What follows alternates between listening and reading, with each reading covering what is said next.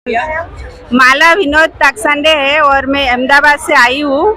और यहाँ इसलिए आई है कि यहाँ जो बाबा साहब ने वो जो 11 दिन का संकल्प लिया था, जैसे बाबा साहब को 11 दिन में जो जो कष्ट सहना पड़े, जैसे उनको ऑफिस में जाते थे उनको सब परेशान कर देते, उनकी फाइल ऐसे फेंक देते थे, वो चलते थे वो शतरंजी उनका बिछाना तो लिपटा के रख देते थे और उनको पानी ऐसे दूर से देते थे। जैसे होटल में गए थे वहाँ पे भी उनको लगा यहाँ पे मुझे थोड़ा सम्मान मिलेगा, लेकिन वहाँ भी नहीं मिला तो उनको वहाँ से नीचे बैठना पड़ा।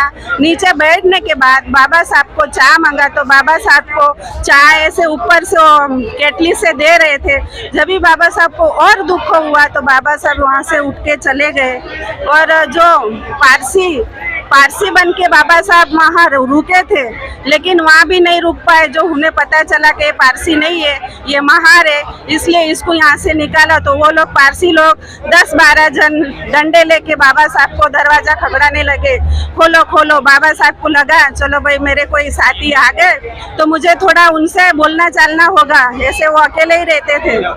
जैसे वो पारसी लोग आए, बाबा साहब को दरवाजा खोला तो जैसे वो लोग सब डंडे लेके मारने के लिए खड़े हो गए थे कि आप पहले यहाँ से निकलो, आप पारसी नहीं हो, आप महार हो, ऐसा करके। तो फिर बाबा साहब बोले इस समय में कहाँ जाऊँगा, कहाँ भी जाओ, लेकिन वहाँ से बाबा साहब को निकाल गया है। फिर बाबा साहब गए, बाबा साहब की गाड़ी 9 बजे की थी, लेकिन वहाँ जो ये संकल्प भूमि ये कमाटी बाग, यहाँ पे बाबा साहब झाड़ के नीचे बैठे रहे और ऐसा सोच रहे कि मैं इतना पढ़ लिख के इतना बड़ा आदमी हूँ, मेरे ऊपर ये हाल हो रहे हैं, मेरे जो समाज है उनके ऊपर कितनी बेहाल होगी। इसलिए मैं यहाँ पे एक संकल्प लेता हूँ, आंसू बाबा साहब के कभी भी आंखों में आंसू नहीं आए। इतने पढ़ाई के इतना कष्ट किया, बचपन से लेके बाबा साहब को दुख सहना पड़ा, फिर भी बाबा साहब के आंखों में आंसू नहीं आए। लेकिन ये संकल्प बड़ौदा की जो संकल्प भूमि है वहाँ पे बाबा साहब के आंखों में आंसू आ गए कि मेरे साथ जो हाल हो रहा है, मेरे समाज के साथ यह हाल मैं नहीं होने दूंगा।